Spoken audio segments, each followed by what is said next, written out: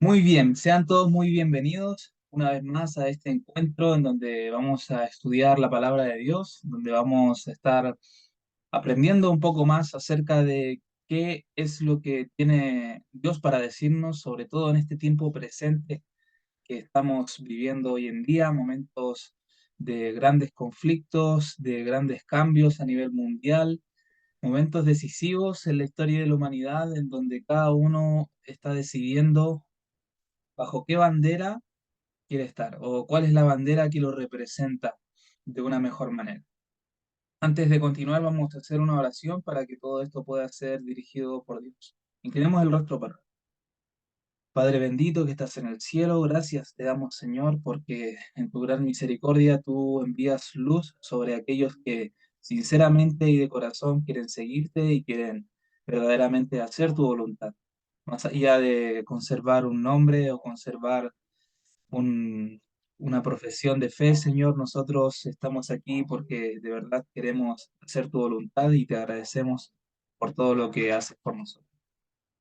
Te rogamos en esta hora que tú te manifiestes en este lugar, Señor, en cada uno de nuestros hogares, en donde estemos viendo esta presentación, para que sea tu Espíritu Santo el que nos muestre qué es lo que hay detrás de cada pasaje bíblico, detrás de cada cita, Señor.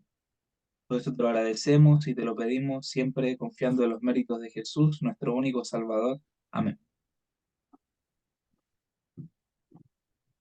Muy bien, denme un minuto que voy a adaptar algo aquí.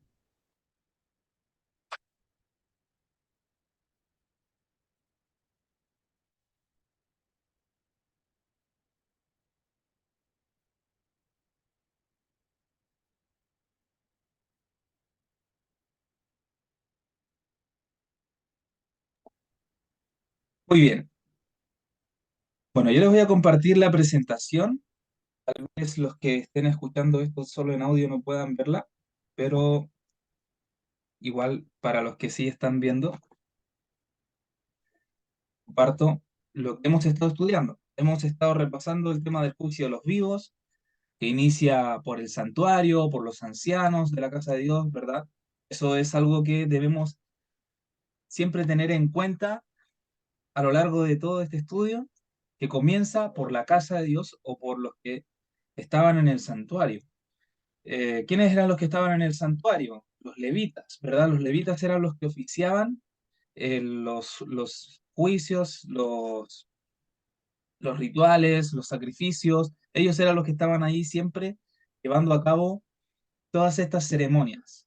Eran los sacerdotes. Los sacerdotes eran los líderes religiosos del pueblo de Dios y lo siguen siendo, ¿verdad? En el día de hoy, solamente que ya no se hace de esa manera con todos esos rituales, pero sigue habiendo líderes que de alguna u otra manera son los sacerdotes. Ellen White nos dice que el, el esposo es el sacerdote de su hogar, ¿verdad?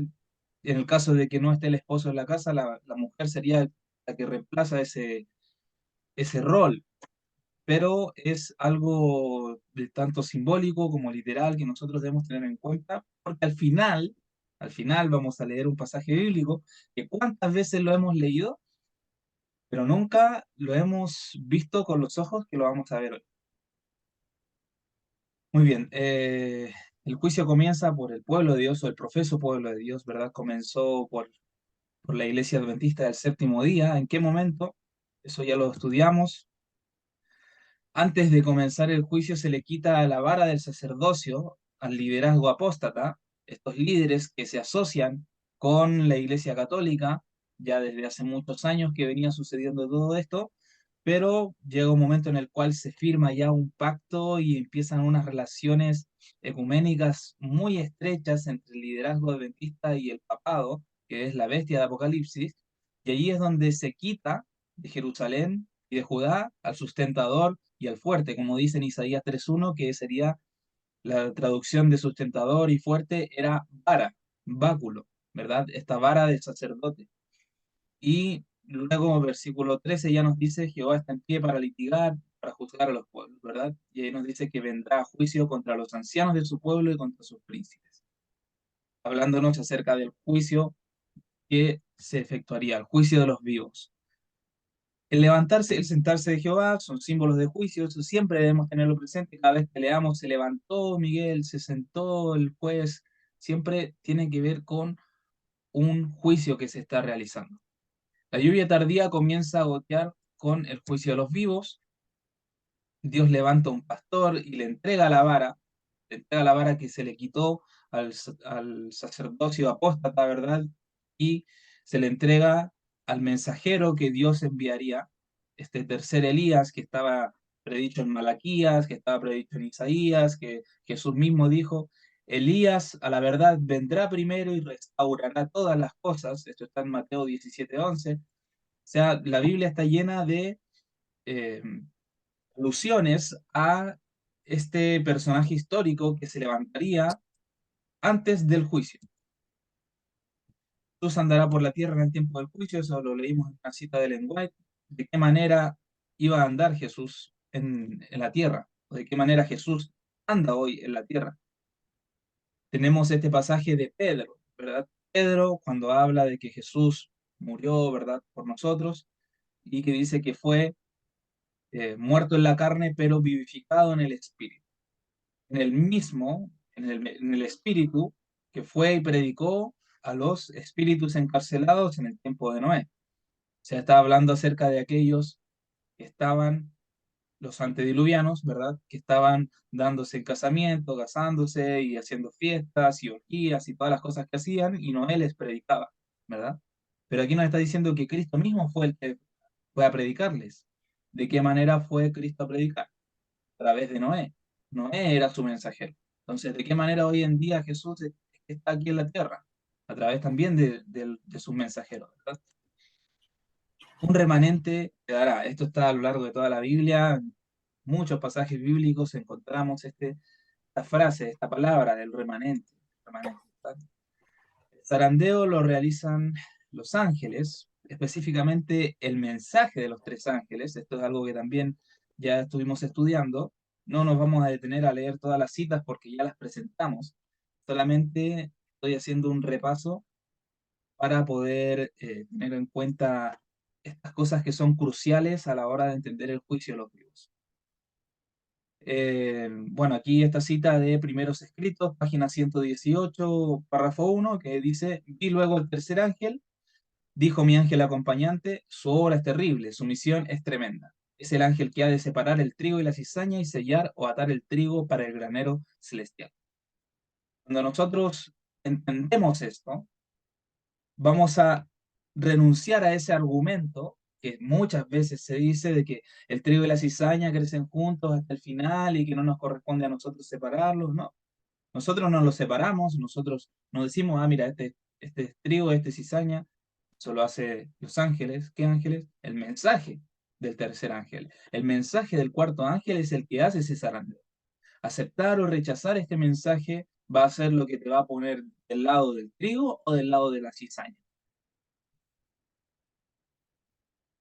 Bueno, eh, haciendo un repaso de los esquemas que se han presentado, en 1844, ¿verdad? Se restaura la iglesia que venía ya de varias reformas protestantes y que se formaron diversas confesiones o profesiones de fe, hasta que llega un momento en el cual se unen todos, todos salen de Babilonia, ¿verdad? De esta confusión y se unen en un solo sentir, en un solo mensaje para esperar el regreso de Cristo en el año 1844.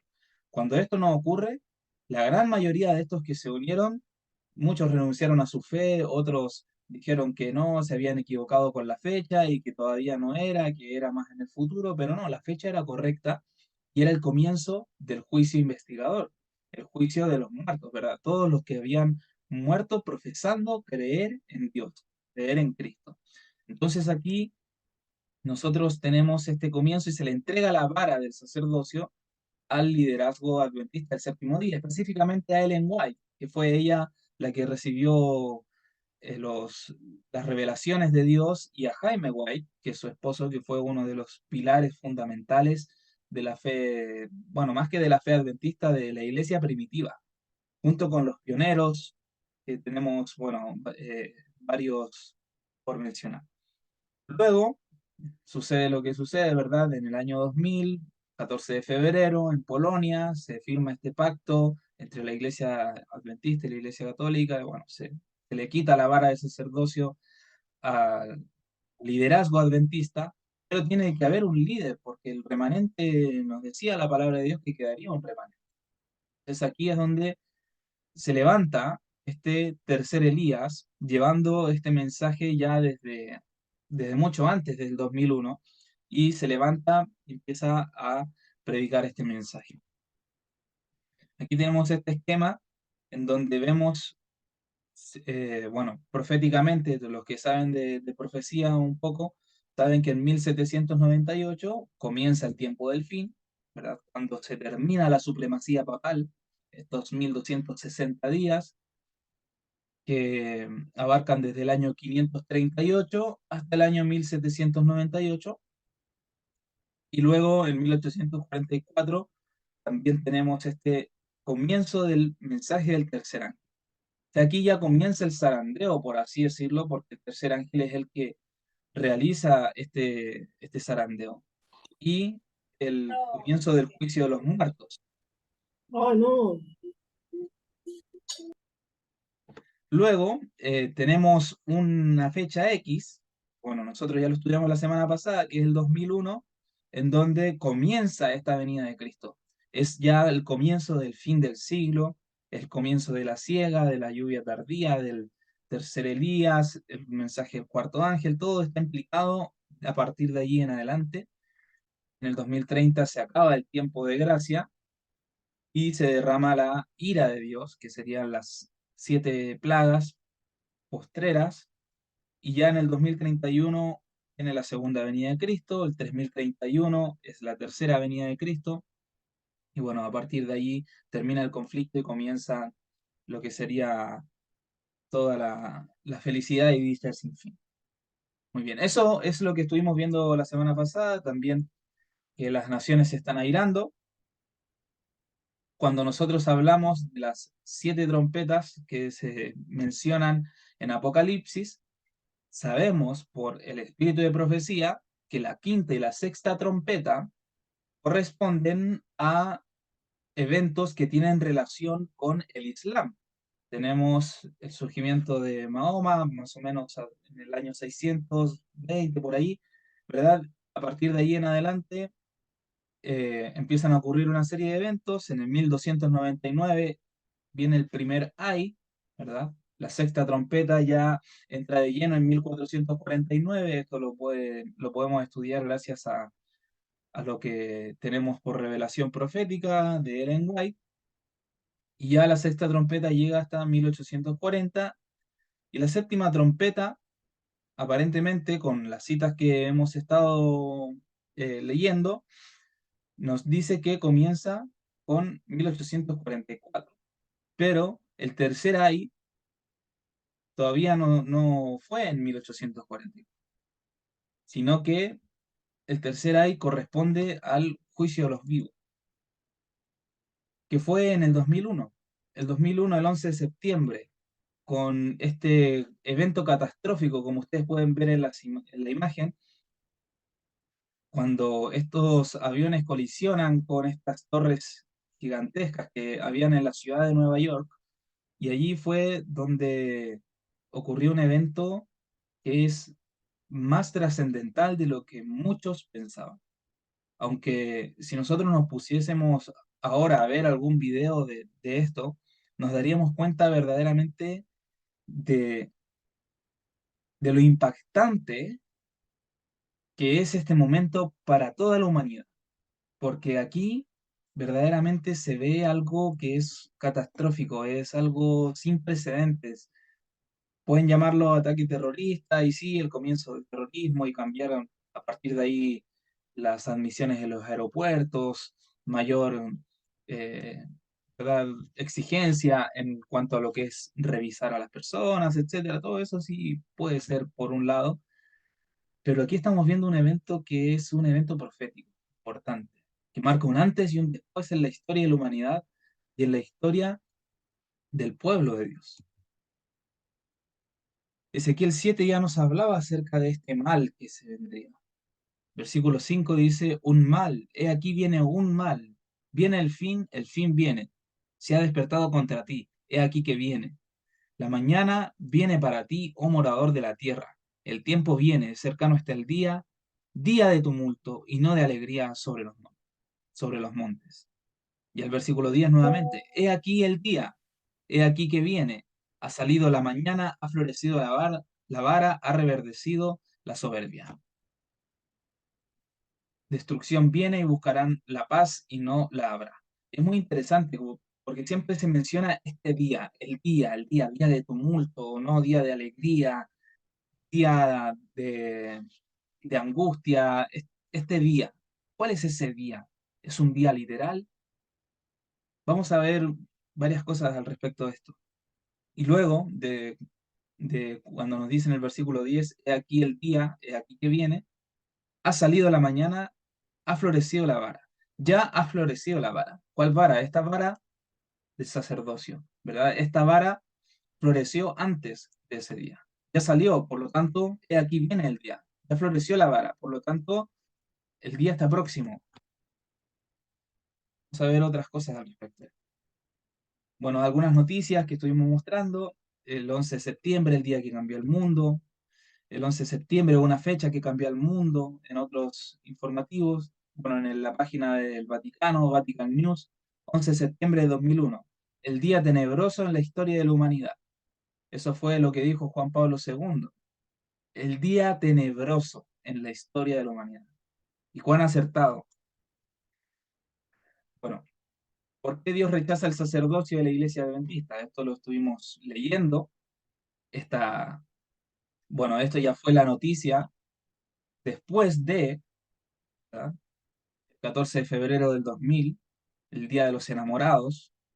Los adventistas y los católicos firman este tratado de paz o este acuerdo, de pacto, que dice que la iglesia adventista no puede ser tratada como secta y que los adventistas ya no pueden llamar bestia a los católicos, o, bueno, no a los católicos, sino a la iglesia católica.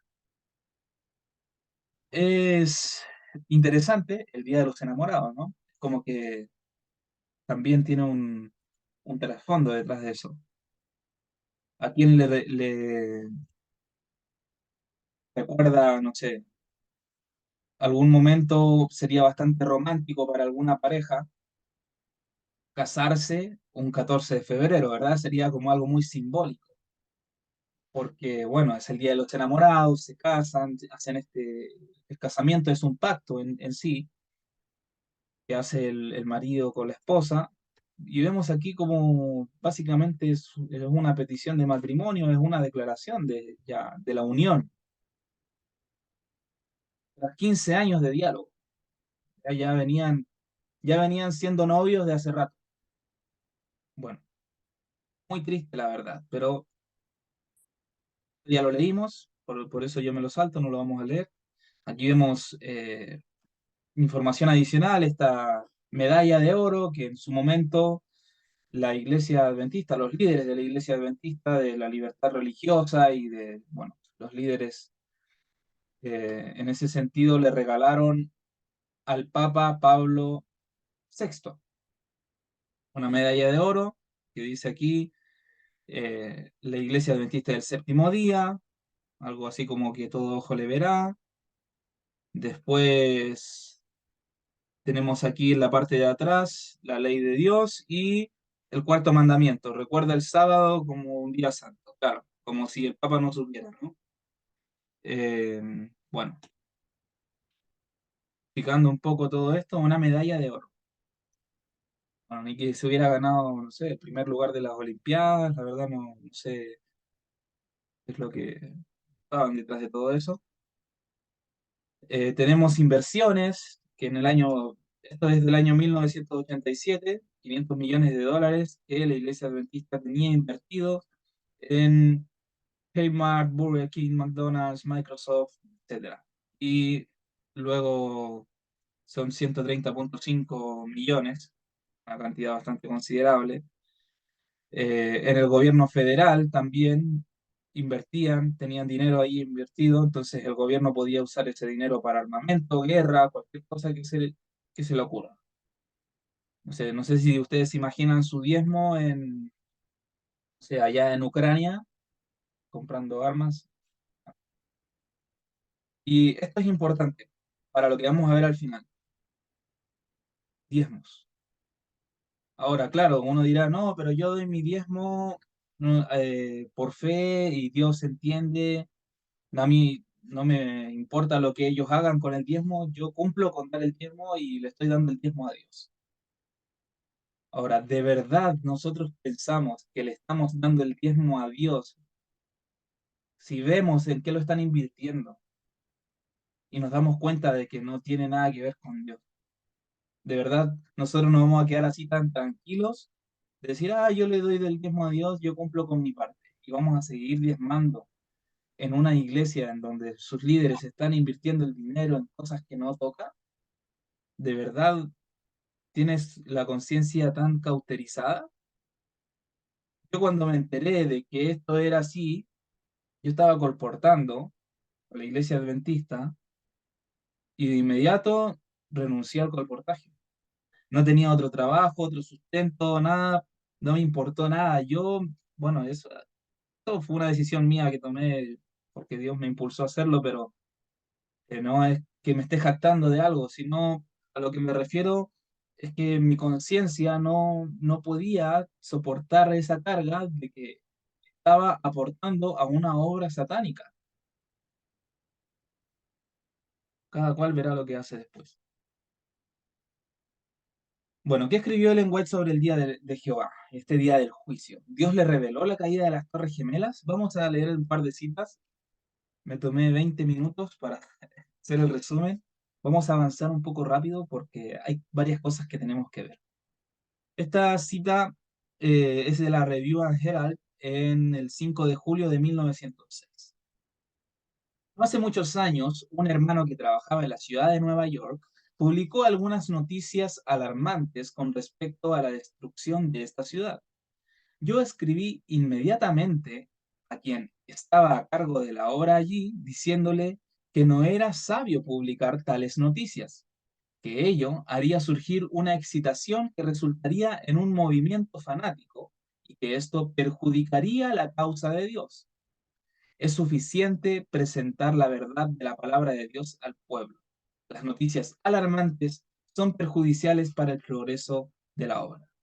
Bueno, aquí vemos acerca de este hermano, no dice quién es, pero que estaba provocando esta excitación, estaba alarmando a la gente con noticias alarmantes, pero que en realidad no eran reales. Si bien es cierto, Ellen White habló en un momento de Nueva York y algo que sucedería allí. Vamos a ver qué más sigue diciendo. Esto sigue la misma línea. El 3 de agosto de 1903, perdón, la señora White escribió además con respecto a este informe sensacional. ¿Cuál informe sensacional? El anteriormente referido, ¿verdad?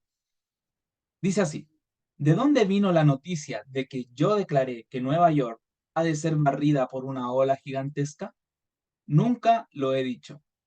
Yo he dicho, cuando veía los grandes edificios levantarse allí, piso tras piso, qué terribles escenas ocurrirán cuando el Señor se levante para sacudir terriblemente la tierra. ¿Recordamos qué significaba el símbolo de levantarse, sentarse en la Biblia? Símbolo de juicio, ¿verdad? Por lo tanto, hablando de Nueva York, hablaba de unas escenas que ocurrirían en este lugar cuando ella veía los grandes edificios, cuando el Señor se levante, o sea, cuando el Señor comience su juicio para sacudir terriblemente la tierra. Entonces se cumplirán las palabras de Apocalipsis 18, 1 al 3. Apocalipsis 18. ¿Qué tiene que ver Apocalipsis 18 acá? Bueno, aparentemente, cuando comienza el juicio, comienza el mensaje del cuarto ángel. Se une al mensaje del tercer ángel. Ven cómo todas las piezas van calzando, pero en su lugar perfecto. Todo el capítulo 18 de Apocalipsis, sigo leyendo la cita, es una advertencia de lo que ha de suceder en la tierra. Pero yo no tengo luz en particular con respecto a lo que ha de venir sobre Nueva York. Y lo único que sé es que algún día los grandes edificios de esa ciudad serán derribados por el poder trastornador de Dios. Por la luz que me ha sido dada, sé que la destrucción está en el mundo, una palabra del Señor, un toque de su poder terrible, y esas masivas estructuras caerán. No podemos imaginarnos el carácter terrible de las escenas que ocurrirán. Bueno, aquí nos está hablando justamente acerca de este día en que los grandes edificios serán derribados y puede ser aplicado al fin de todo, ¿verdad? Cuando se destruye todo, el gran terremoto al final y que todos los edificios caen. Pero aquí nos está diciendo que ahí se cumplen las palabras de Apocalipsis 18. No vamos a nosotros decir que ya cuando se cierra la puerta de gracia y es el gran terremoto y caen las últimas plagas y la destrucción en el mundo, allí recién se va a cumplir esta profecía, porque Apocalipsis 18 nos habla de salir de Babilonia, un mensaje que se da mucho antes del cierre del tiempo de gracia. Y recordamos que Ellen White misma va diciendo que este mensaje va creciendo poco a poco hasta convertirse en un fuerte pregón. El fuerte pregón del mensaje del cuarto ángel se da cuando se dicta la ley dominical en el año 2028. Por lo tanto, mucho antes ya se vendría predicando este mensaje. Por lo tanto, nosotros tenemos que buscar desde este momento presente y atrás qué sucedió en Nueva York importante cuando grandes edificios fueron derribados. ¿Cuándo ocurrió esto? El 2001, el 11 de septiembre, ¿verdad? No hay otro momento en el cual nosotros podamos decir, no, mira, puede ser este, o a lo mejor también puede ser este otro momento en donde no hay otro momento. Ese fue el 2001, 11 de septiembre, el Señor se levantó, comenzó el juicio. Lo sigamos leyendo.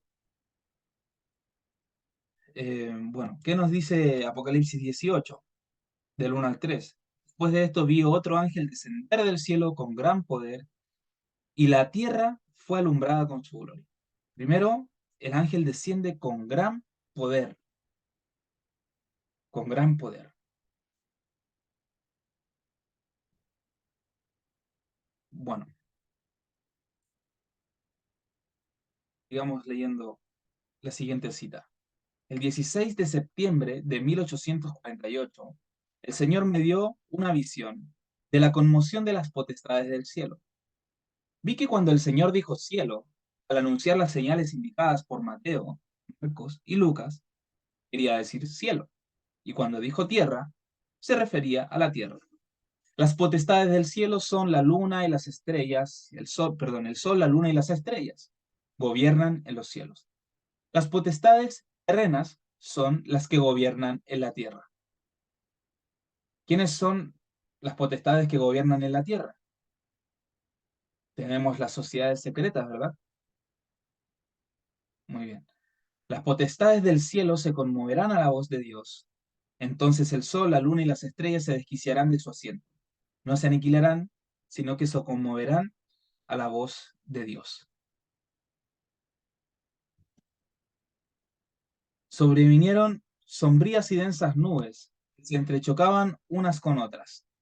La atmósfera se partió arrollándose hacia atrás. Esto está en Primeros Escritos, página 41, párrafo 2. La atmósfera se partió arrollándose hacia atrás y entonces pudimos ver en Orión un espacio abierto de donde salió la voz de Dios. Por aquel espacio abierto descenderá a la ciudad de Dios. Vi que ahora se están conmoviendo las potestades de la tierra y que los acontecimientos ocurren en orden. Guerras, rumores de guerra, espada, hambre y pestilencia conmueven primero las potestades de la tierra y después la voz de Dios sacudirá el sol, la luna y las estrellas y también la tierra. Vi que la conmoción de las potencias europeas no es, como enseñan algunos, la conmoción de las potestades del cielo, sino la de las airadas naciones. Entonces tenemos a las naciones airándose. Tenemos estas potestades de la tierra, que son justamente estas airadas naciones. Los líderes de la tierra, los líderes mundiales. Poco después de la muerte de Ellen White fue la Primera Guerra Mundial, posteriormente vino la Segunda. Ahora estamos en la tercera. ¿Cuándo comenzó la Tercera Guerra Mundial? En el año 2001. Vamos a leer la cita original en donde fue sacada la que anteriormente habíamos leído acerca de lo que se hablaba de los edificios grandes de Nueva York que serían derribados. Vamos a ver la cita completa y hay algunos detalles que debemos tener en cuenta. Estamos viviendo en el tiempo del fin. El presto cumplimiento de las señales de los tiempos proclama la inminencia de la venida de nuestro Señor. La época en que vivimos es importante y solemne. El Espíritu de Dios se está retirando gradual pero ciertamente de la tierra. Ya están cayendo juicios y plagas sobre los que menosprecian la gracia de Dios. Las calamidades en tierra y mar, la inestabilidad social, las amenazas de guerra, como portentosos presagios, anuncian la proximidad de acontecimientos de la mayor gravedad. Las agencias del mal se coligan y combinan fuerzas para la gran crisis final. Atención a esto. Grandes cambios están a punto de producirse en el mundo y los movimientos finales serán rápidos. El estado actual de las cosas muestra que tiempos difíciles están por sobrecogernos. Bueno, yo quiero que se queden con esto en la mente. Los movimientos finales serán rápidos. Acuérdense de esto, porque al final vamos a ver algo muy interesante sobre esa palabra, rápido. El estado actual de las cosas muestra que tiempos difíciles están por sobrecogernos. Los diarios están llenos de alusiones referentes a algún formidable conflicto que debe estallar dentro de poco. Y aquí continúa. Estando en Nueva York, en cierta ocasión, se me hizo contemplar una noche los edificios que piso tras piso se elevaban hacia el cielo. Esos inmuebles que eran la gloria de sus propietarios y constructores eran garantizados incombustibles, o sea, que decían que nunca se podían quemar.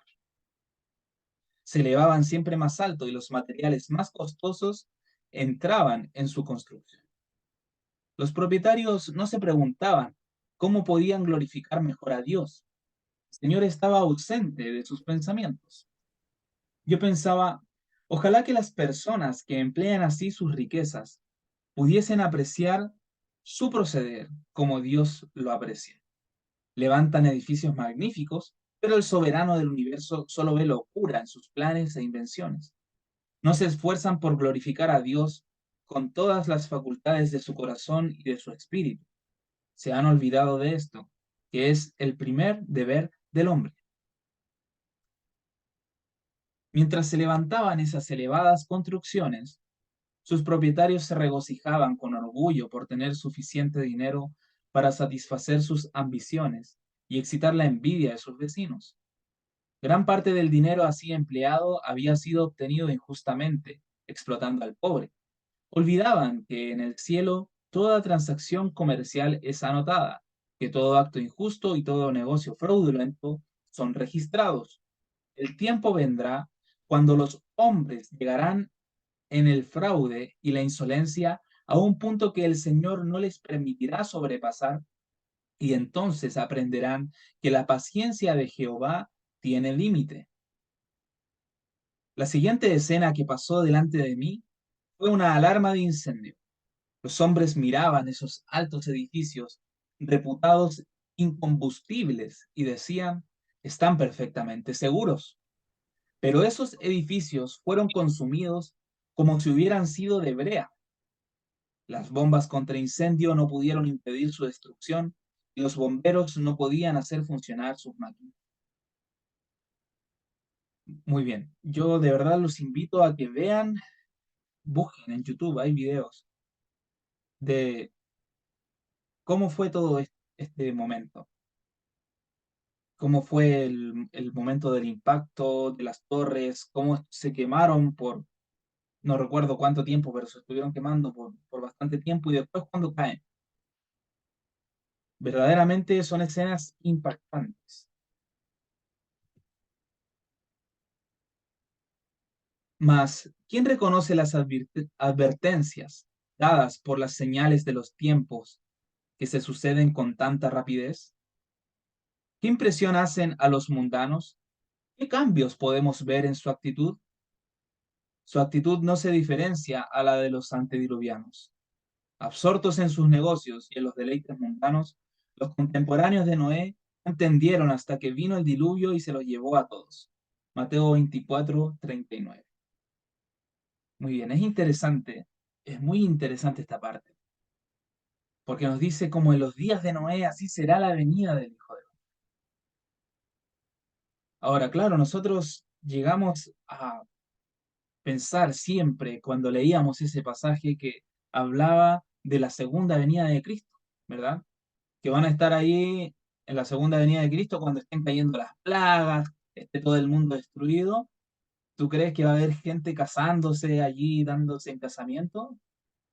¿Crees que verdaderamente las escenas del mundo van a estar como para eso? ¿Que van a existir los entes reguladores que te van a casar, el registro civil va a estar atendiendo? Ah, sí, te van a dar un número después del terremoto. ¿No? O sea, van a ser momentos catastróficos, ya no van a haber países, nada, o sea, va a estar todo, pero totalmente colapsado, va a ser un caos tremendo.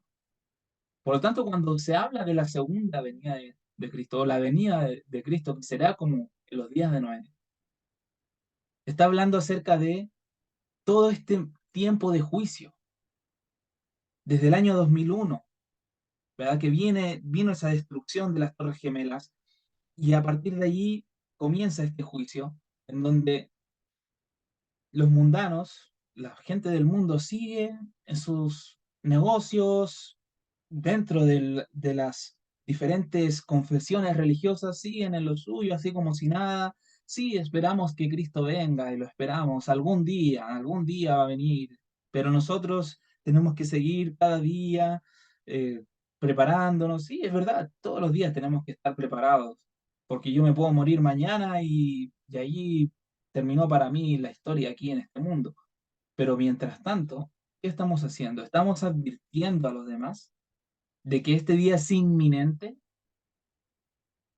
en lo que es las doctrinas de la Iglesia Adventista? Había una de ellas que decía, creemos que la venida de Cristo es inminente, o sea que está latente, está ahí.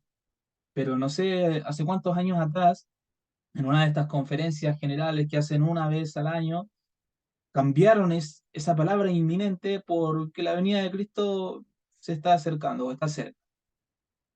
O sea, como que le bajaron la importancia, le bajaron el perfil. ¿Por qué? O sea, mientras más se acerca al final, más tibios se van poniendo. Más paz y seguridad, paz y amor y esos mensajes de paz y paz. Pero no hay paz. Estamos en tiempos de juicio, no en tiempos de paz.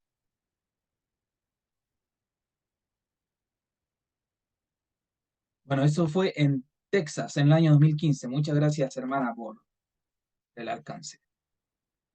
Recibieron advertencias celestiales, pero rehusaron escuchar. ¿Qué nos decía Jeremías capítulo 6?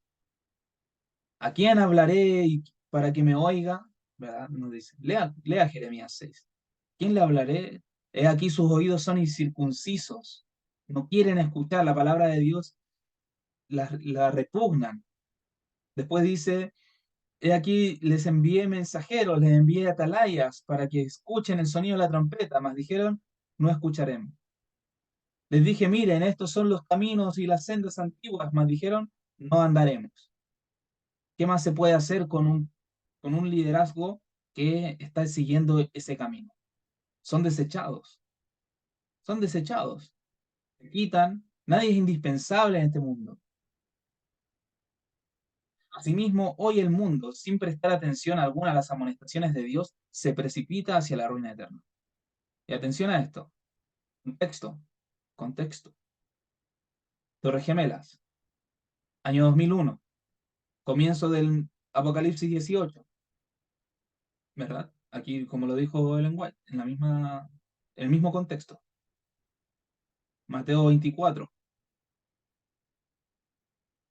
¿qué dice a continuación? Un espíritu belicoso agita al mundo. La profecía contenida en el 11º capítulo del libro de Daniel está casi completamente cumplida. Muy pronto se cumplirán las escenas de angustia descritas por el profeta. El 11º capítulo del libro de Daniel. ¿Qué nos dice esta profecía? Versículos finales. No nos habla del rey del sur y del rey del norte. El rey del sur como ese Islam, el rey del norte, Estados Unidos, el rey del sur que ataca al rey del norte cuando caen las Torres Gemelas. Después el rey del norte sale contra él como una tempestad con carros y gente de a caballo y entra en sus tierras. ¿Qué sucedió después del año 2001? Fue la excusa perfecta para que Estados Unidos entrara en Medio Oriente con gran poder y se metiera a Afganistán, a Irak, a Irán y a todos esos países, ¿verdad? Haciendo convenios con algunos países y tratados de paz, con otros haciendo guerra, robándole sus recursos. Todo esto, ¿cuándo fue? Con las Torres Gemelas. ¿Se dan cuenta que es un evento importante que marca un antes y un después, tanto en la historia de la humanidad como en la historia del pueblo de Dios? Y después termina ya como cereza del pastel en esta cita con Joel 1:15. Ay del día, porque cercano está el día de Jehová y vendrá como destrucción por el Todopoderoso. Quédense con esto también. El día de Jehová, el día. Recuerden que siempre está mencionándose el día, el día, el día. ¿Cuál día? El día del juicio, el día del juicio final. Que no es un día literal, es un día simbólico que representa estos 30 años de juicio. Esto está en Testimonios para la Iglesia, tomo 9, página 14, párrafo 2, para el que lo quiera buscar. Amós 9. Vamos a ver un poco con el juego de números aquí. Ya lo leímos esto, lo estuvimos estudiando el otro día también con nuestros hermanos aquí en la iglesia de Pucalán, ¿verdad? Y nos dice así, ¿por qué aquí yo mandaré y haré que la casa de Israel sea zarandeada entre todas las naciones? Como se zarandea el grano en una criba y no cae un granito en la tierra. A espada morirán todos los pecadores de mi pueblo que dicen, no se acercarán y nos alcanzará el mal. Restauración futura de Israel. Perdón. No se acercarán y nos alcanzará el mal.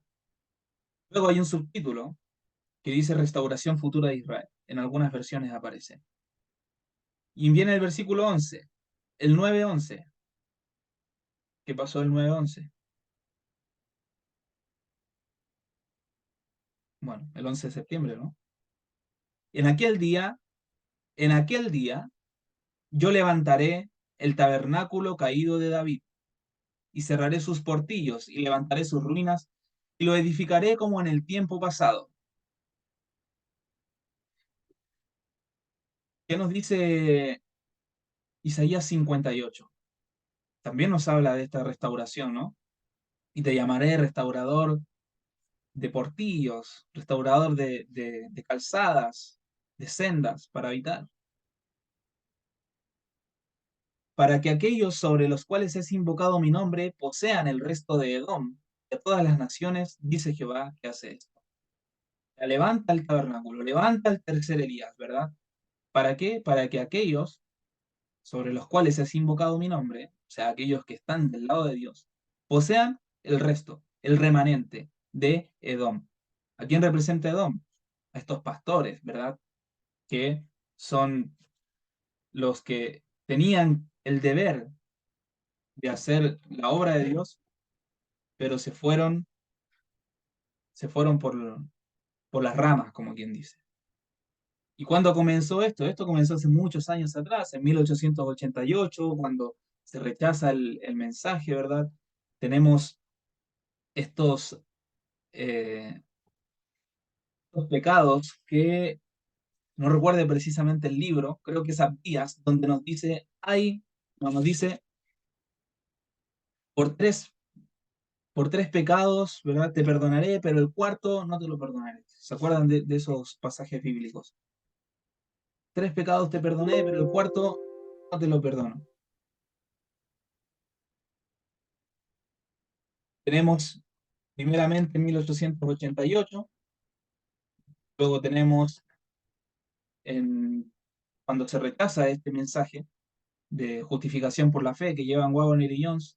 Después tenemos en 1951, cuando nuevamente se saca este libro de 1888, reexaminado, nuevamente reexaminando todo esto, todas estas cuestiones, pero que en realidad no se toma en la esencia verdadera. Nuevamente se rechaza este mensaje de justificación por la fe. Y luego tenemos ya en 1977, bueno, toda la obra que hizo Ron Wyatt, específicamente en el 77, cuando encuentra el arca del pacto y todo lo que eso conlleva, y el arca de Noé y todos sus descubrimientos, pero específicamente ese que es ya el que confirma el pacto de Cristo al derramar su sangre sobre el propiciatorio que estaba a 6 metros debajo de la cruz de Jesús, una luz increíble. ¿Y qué hacen los líderes del pueblo adventista? Lo rechazan, lo tratan de loco, de un tipo, no sé, lunático que solo quería sacar dinero y aprovecharse de la gente y lucrar con estos descubrimientos que estaba haciendo, todo falacias. Pero bueno, llega el tercer rechazo, ¿no? De este mensaje, que ya es la justificación por la fe en su máximo esplendor, lo que descubrió Ron Wyatt. Y posteriormente, ya en el año 2000, sería el cuarto, que no fue perdonado. Fueron desechados.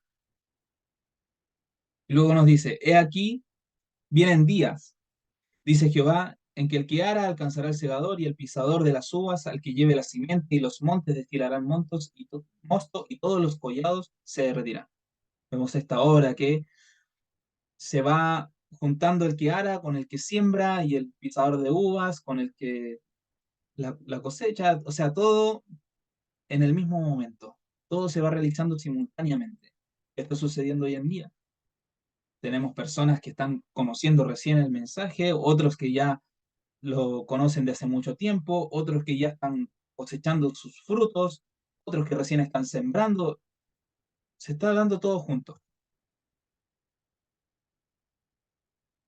Bueno, Daniel 11, esto no voy a leerlo completo ni voy a explicar todo el capítulo de Daniel 11 porque ya lo hemos hecho, ¿no? Pero sí vamos a ver eh, un paralelismo que hay entre lo que ya habíamos estado hablando acerca de este capítulo de Daniel 11, casi estaba en su cumplimiento que nos decía Ellen White, que lo relaciona con la caída de las Torres Gemelas, lo relaciona con Apocalipsis 18, el mensaje del cuarto ángel. Todo esto es importante entenderlo para hacer una confirmación de que este ministerio es el que tiene la verdad presente porque Dios se lo entregó así, porque Dios lo quiso así. Pero al tiempo del fin, el rey del sur contenderá con él. El tiempo del fin. ¿Cuándo es esto? Año 2001. Y el rey del norte se levantará contra él como una tempestad, con carros y gente de a caballo y muchas naves, y entrará por las tierras, las invadirá como un torrente, y las pasará. Esto se cumplió justamente en ese año, ¿verdad? Y los años posteriores, y todavía lo vemos acontecer. Bueno, ahora están aparentemente en tiempos de paz, pero bueno, ya Estados Unidos tiene sus aliados allá, y siguen en cierta forma todavía algunas tropas de Estados Unidos, pero ya tienen ejércitos aliados de otros países que los tienen allí. Incluso, eh, por ejemplo, Chile también tiene, eh, Estados Unidos utiliza ejércitos chilenos, algunos soldados. Yo conozco el testimonio de algunos soldados que estuvieron participando en diferentes conflictos por parte de los Estados Unidos, porque son aliados. Por ejemplo, no sé, algo que se me ocurre rápido, cuando fue el terremoto de Haití, cuando todo esto aconteció, mandaron tropas chilenas a ese lugar, pero por petición de los Estados Unidos.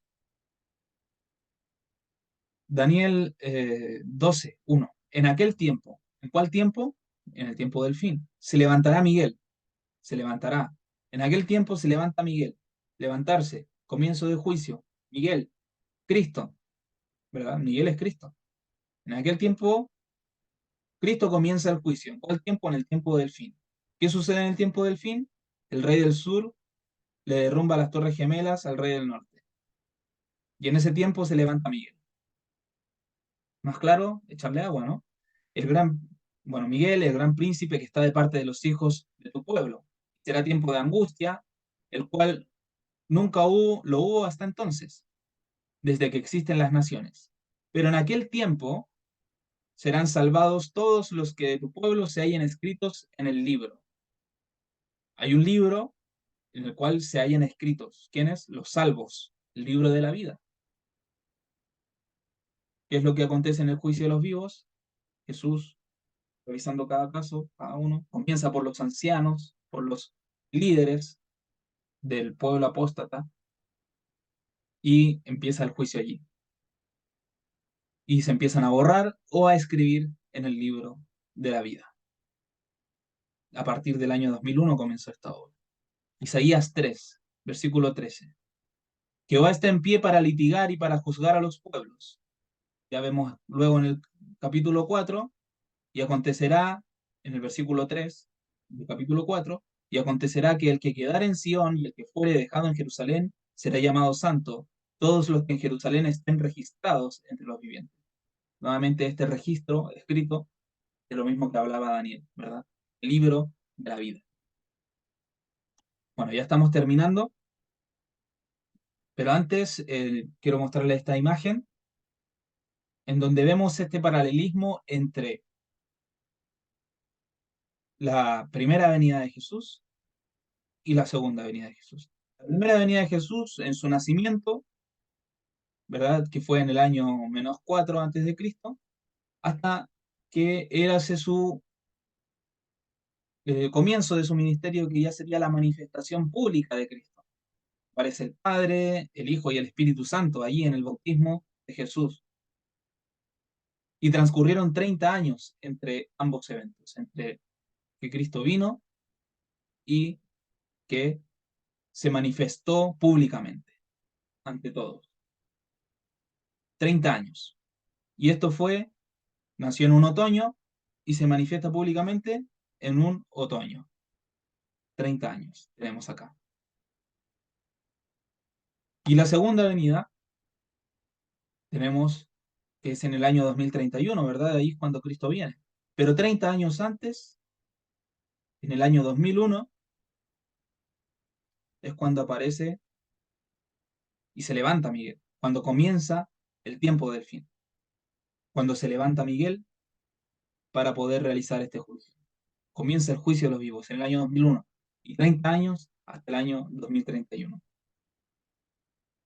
Además, recordamos que antes se levanta el tercer Elías. Antes del 2001 ya estaba el tercer Elías. Y también tenemos que antes de Cristo nace el segundo Elías. También, ¿verdad? Antes de Cristo nace el segundo. Paralelismos que son interesantes de estudiar. También en el año 2001, cuando caen las Torres Gemelas, también fue otoño.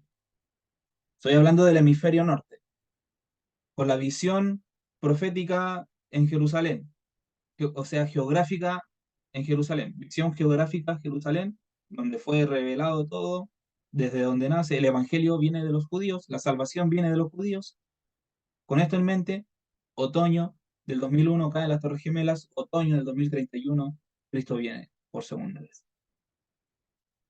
Pero estamos viviendo esta segunda vez. Y aquí ya para terminar quiero mostrarles algo que me pareció muy interesante. No sé si alguien ya lo había notado antes o no, pero miren esta sucesión de versículos. Joel 1:15. Ay del día, porque cercano está el día de Jehová y vendrá como destrucción del Todopoderoso. Yo voy a apagar la cámara aquí para que puedan leer. Joel 1:15. Ay del día. ¿Qué día? Este día del juicio, ¿verdad? Este día de destrucción del Todopoderoso que sería esta obra que tendría que realizar. Sabemos que cuando nos habla en Ezequiel 9, cuando nos habla sobre este juicio que se realizaría, ¿verdad? Por la casa de Dios y que empieza y dice, y mataré a todos. Ese matar no es un matar literal, no es que va a venir un ángel y me va a enterrar una espada por el cuello, ¿no? Sino que es una muerte simbólica, porque si yo estoy borrado del libro de la vida, ¿qué pasa con mi nombre? Pasará a la muerte eterna. Por lo tanto, estoy siendo muerto si es que mi nombre es borrado. Si es que paso por juicio y mi nombre es hallado falto, entonces lo que me espera es la muerte eterna. Entonces tenemos este día de destrucción, este día de muerte, este día de juicio.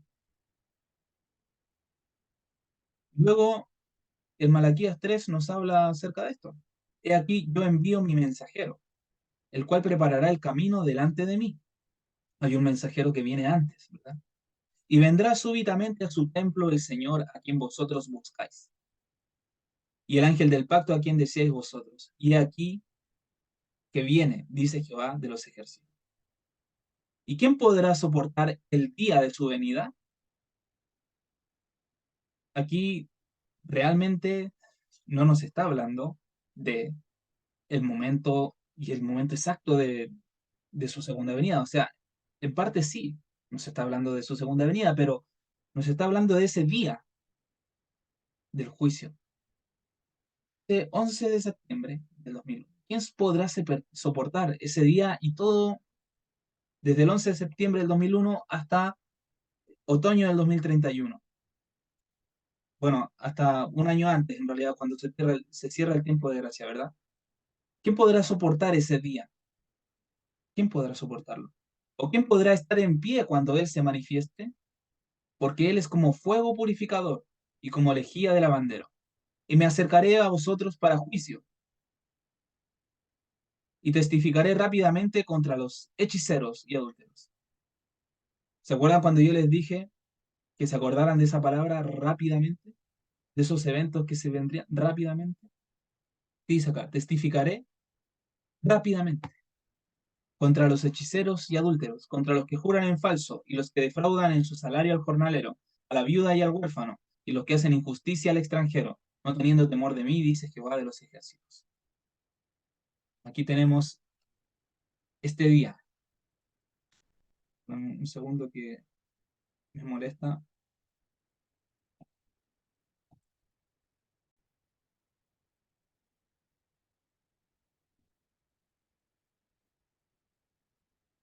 Bueno, y aquí tenemos Malaquías 4:5, famoso versículo, ¿no? He aquí, yo os envío al profeta Elías antes que venga el día de Jehová grande y terrible.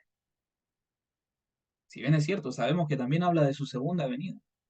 Pero para mí, por lo menos, su segunda venida, cuando Él se ha manifestado en gloria y majestad, en este momento, para mí, eso es un día no grande y terrible, es un día hermoso, maravilloso, espectacular, lo más esperado. Este día grande y terrible se está refiriendo a ese juicio de los vivos. Y nos dice que envía al profeta Elías, ¿cuándo? Antes. ¿El profeta Elías fue enviado antes? Si nosotros entendemos este día como el año 2001, el 11 de septiembre del año 2001, y todavía no sabes quién es el tercer Elías, tienes que tener en cuenta esto. Antes de ese día del 11S ya estaba el tercer Elías. Por lo tanto, hoy en día está el tercer Elías. ¿Quién es? ¿Quién es ese profeta Elías? ¿Estás indagando?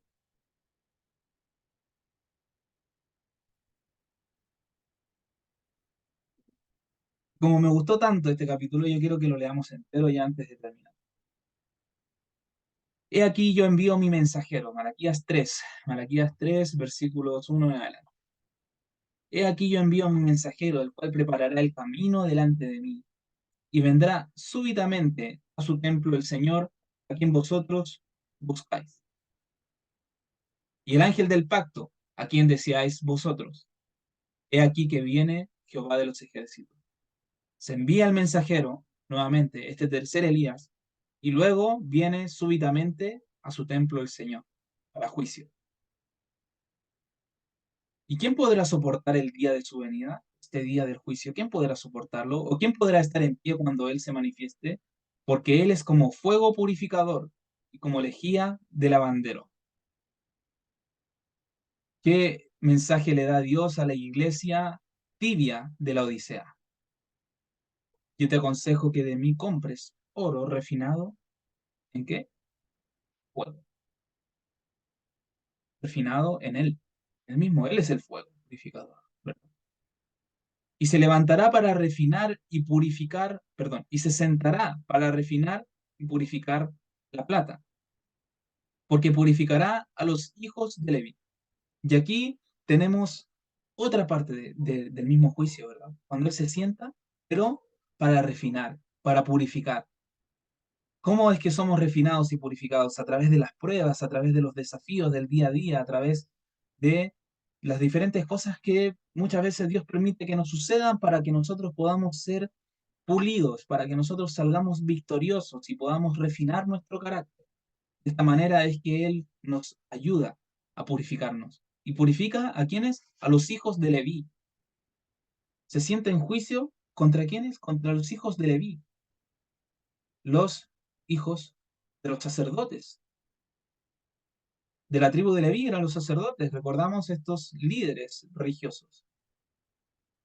Y los refinará como al oro y como a plata. Pero aquí ya justamente tenemos a estos hijos de Leví que reciben la vara del sacerdote. Y traerán a Jehová ofrenda en justicia. Los que recibieron la vara son purificados, son refinados. Entonces será grata a Jehová la ofrenda de Judá y de Jerusalén, como en los días pasados y como en los años antiguos, como en los días pasados. Recordar las sendas antiguas, Jeremías 6. Y me acercaré a vosotros para juicio. Me acercaré a vosotros para juicio. Llegaré rápidamente. ¿Verdad? Bueno, este versículo ya lo habíamos leído. ¿Qué dice el versículo 6? Porque yo Jehová no cambio. Por esto, hijos de Jacob, no habéis sido consumidos. Si Jehová no cambia, y cuando fue el diluvio, Dios le dijo a Noé, son 120 años, y Noé predicaba, faltan 120 años, faltan 100 años, faltan 70 años, faltan 40, faltan 10, faltan 8. Eso predicaba Noé. Jehová no cambia. Como en los días de Noé, así será la venida del Hijo del Hombre. Vino, ¿verdad? Comenzó su venida en el año 2001. Estamos en la segunda venida de Cristo. Se está proclamando el año, al igual como en los días de Noé. Maranata 2031. Cristo viene en el 2031, ¿verdad? Este es el mensaje que se predica en el ministerio por parte de Víctor San Vicens, ¿verdad? Que fue uno de los pioneros en llevar este mensaje. Por esto, hijos de Jacob, no habéis sido consumidos. Desde los días de vuestros padres os habéis apartado de mis ordenanzas y no las guardasteis. Pongámonos en contexto. Tiempo final. Iglesia de la Odisea, iglesia militante, adventistas nominales, conferencia general, 1888, se da un mensaje relacionado con la ley de Dios, con las ordenanzas de Dios, ¿verdad? Pero desde los días de los padres, o sea, desde ese tiempo, se dieron esas ordenanzas, pero no las guardasteis. Volveos a mí, dice, y yo me volveré a vosotros, dice Jehová de los ejércitos. Mas decís, ¿en qué hemos de volvernos? Y ahí Dios pregunta, ¿robará el hombre a Dios? Pues vosotros me robáis. Y decís, ¿en qué te robamos? En vuestros diezmos y ofrendas, que estuvimos viendo al principio. Toda esa malversación de fondos de parte de la Corporación Adventista del Séptimo Día con el dinero de los feligreses. ¿Seguirás dando el diezmo en ese lugar? Dice, malditos sois con maldición, porque vosotros, la nación toda, me estáis robando. Los líderes son los que administran el dinero, ¿verdad? Pero ¿qué pasa con los feligreses que dan el diezmo y que se enteran de esto y siguen dando el diezmo ahí? Ellos son la nación toda, ¿verdad? Me están robando, dice. O sea que si damos el diezmo en el lugar incorrecto, le estamos robando a Dios. Traed todos los diezmos al alfolí para que haya alimento en mi casa. ¿Cuál es la casa de Dios? Claro, podemos decir, ah, sí, la iglesia adventista del séptimo día, pero ya vimos que no, ellos fueron desechados por el pacto que hicieron, por haber rechazado permanentemente a Dios y su mensaje de justificación por la fe, por haberse apartado del camino que dictó Dios en Génesis 3:15, que tendría que haber enemistad para siempre entre la iglesia de Dios y la iglesia de Satanás. Al juntarse con ellos, al hacer amistad, se anula esa profecía, se anula el pacto por parte del mismo hombre que anuló el pacto. Por lo tanto, Dios tiene que hacer barrer, corta por lo sano, toma un elemento y lo pone, como estaba profetizado, ese mensajero, ese profeta Elías. Y nos dice, traed los diezmos al alfolí para que haya alimento en mi casa. Y probadme ahora en esto, dice Jehová de los ejércitos, si no os abriré las ventanas de los cielos y derramaré sobre vosotros bendición hasta que sobreabunde. Y yo lo estoy viviendo, yo lo estoy viviendo. No sé ustedes, pero yo lo he comprobado. Y es así. Reprenderé también por vosotros al devorador, y no os destruirá el fruto de la tierra, ni vuestra vid en el campo será estéril. ¿Qué nos dicen los libros de Amós, Abdías? Nos habla de esta, la vid se secó, la higuera se secó, ¿verdad? Justamente como ese, cuando el pueblo de Dios es desechado, pero Dios saca un remanente. A este remanente me dice que la vid en el campo ya no será estéril, dice Jehová de los ejércitos. Y todas las naciones os llamarán dichosos porque seréis una tierra de delicias, dice Jehová de los ejércitos.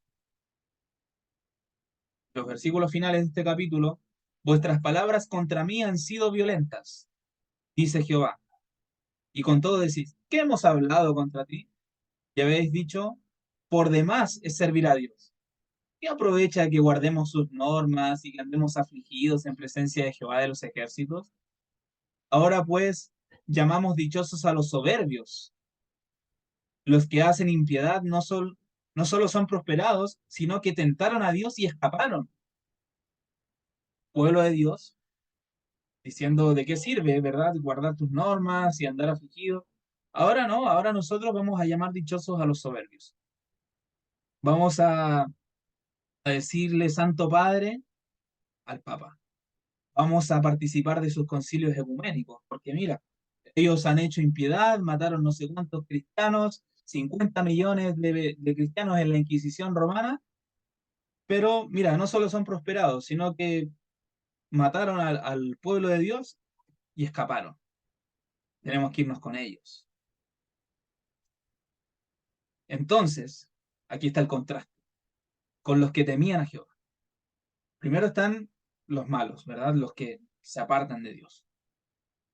Entonces, los que temían a Jehová hablaron cada uno a su compañero, los que tenían el temor de Dios, hablando a sus compañeros, diciéndole, oye, mira, mira esto. Y Jehová escuchó y oyó. Y fue escrito un libro de recuerdo delante de él. ¿Cuándo fue esto? Entonces, ¿cuándo? En ese entonces, en el día del juicio, en el día de la venida, cuando viene súbitamente a su templo el Señor. Fue escrito un libro de recuerdo delante de él para los que temen a Jehová y para los que piensan en su nombre. Y ellos serán míos, dice Jehová de los ejércitos, mi propiedad personal en el día en que yo actúe, y los perdonaré, como el hombre que perdona a su hijo que le sirve. ¿Cuándo será el día que él actúe? Bueno, en cierta forma se refiere a ese día del juicio, pero específicamente a esas plagas últimas que caerán, ¿verdad? El día en que él actúe. Y ahí él nos perdonará, pero también está hablando de todo este día del juicio, estos 30 años, porque él nos está perdonando, como el hombre perdona a su hijo que le sirve. Está perdonando, está escribiendo en el libro, está borrando. Es un proceso de juicio. Y entonces, ¿qué pasará? Cuando se levante ese mensajero, cuando tengamos a estos que roban a Dios, que le roban los diezmos, que llaman dichosos a los soberbios, pero que hay otros que temen a Dios y que están siendo escritos en el libro de Dios, ¿qué sucederá entonces? Volveréis a discernir entre el justo y el malo, entre el que sirve a Dios y el que no le sirve. Volveréis a discernir entre el justo y el malo, entre el que sirve a Dios y el que no le sirve. Ahora, yo te pregunto, ¿ya puedes discernir entre el justo y el malo y entre el que sirve a Dios y el que no le sirve? No se trata de ir con el dedo apuntando por la vida diciendo, este sí, este no, este sí, este no, no. No se trata de ponerse en esa. Pero sí tener en cuenta de que si nosotros estamos prestando nuestros oídos a aquellos que no sirven a Dios, nosotros en lugar de escuchar y está de parte de Dios, nos ponemos a escuchar a aquellos que andan a cualquier lado, nos vamos a extraviar, vamos a ser confundidos.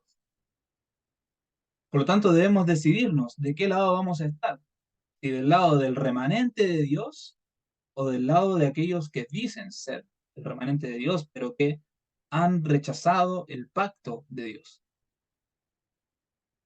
Cada uno sabrá qué es lo que va a hacer, pero ya estamos siendo juzgados y más te vale que puedas tomar una decisión pronto. Y no es para meterte miedo, aunque debería darte miedo, y a mí también me da miedo. Es un tiempo que debiese despertar nuestro temor, este temor a Dios.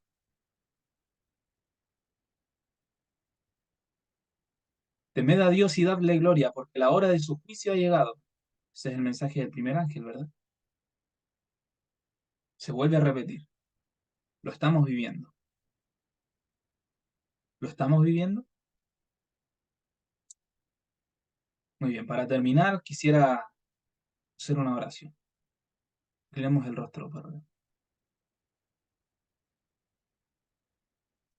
Padre Santo, Señor, te damos gracias porque en tu gran misericordia tú todavía nos tienes con vida delante de ti, dando este mensaje solemne e importantísimo para poder tomar una decisión de una vez por todas y abanderarnos del lado correcto, Señor. Yo te ruego que tu Espíritu Santo impresione los corazones de los que deben ser impresionados y que se aparte de aquellos que se debe apartar, para que puedan definirse, Señor, de una vez por todas y que podamos tener a nuestro lado a hermanos en los que podamos confiar, que podamos ser de una vez zarandeados, Señor, y que tomemos una decisión para vida eterna, Señor. Nada me gustaría más que todos pudiesen escuchar y aceptar este mensaje. Familia, mis amigos, hermanos. Pero tristemente no todos lo aceptarán. La gran mayoría irá en contra de ti, Señor, en contra de tus mensajeros, en contra de tu ungido, en contra de este mensaje solemne que tú has enviado para este tiempo. Y serán entregados al engañador para creer en la mentira, porque no quisieron creer en la verdad. Pero ahora tú nos estás dando esta oportunidad de creer en la verdad, Señor. Por favor, pisa nuestro orgullo. Aplaca, Señor, nuestra mente tan vanidosa y vanagloriosa, Señor, que piensa ya saberlo todo. Ayúdanos, Señor, a desaprender para volver a aprender. Ayúdanos a poder verdaderamente ser ungidos de tu Espíritu Santo. Enséñanos a confiar en ti para poder recibir la luz que tú tienes. Gracias te damos, Padre, porque tú nos haces parte de esta obra. A pesar de nuestras deficiencias, Señor, a pesar de ser pecadores, a pesar de ser trapos de inmundicia, Señor. Pero tú nos tienes aquí, algo, porque tú algo has visto en nosotros. Te agradecemos por eso, Señor, y te damos la gloria y la honra que solamente tú te mereces. Todas estas cosas, Señor, las ponemos en tus poderosas manos de amor y agradeciendo nuevamente todo lo que haces día a día por nosotros y rogando el perdón por nuestros pecados en el nombre de Jesús, único Salvador.